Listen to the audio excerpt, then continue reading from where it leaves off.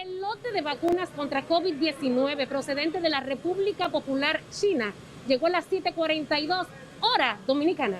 El cargamento llegó al Aeropuerto Internacional de las Américas, la principal terminal aérea de la capital dominicana.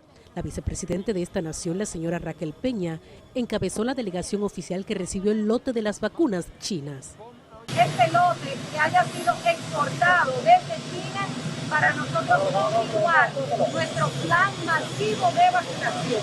El gobierno de este país aplicará las dosis al personal que ha estado trabajando en primera línea en la lucha contra la pandemia, en tanto que el embajador de la República Popular China, el señor Zhang Run, estuvo en el acto de recibimiento en la terminal aérea.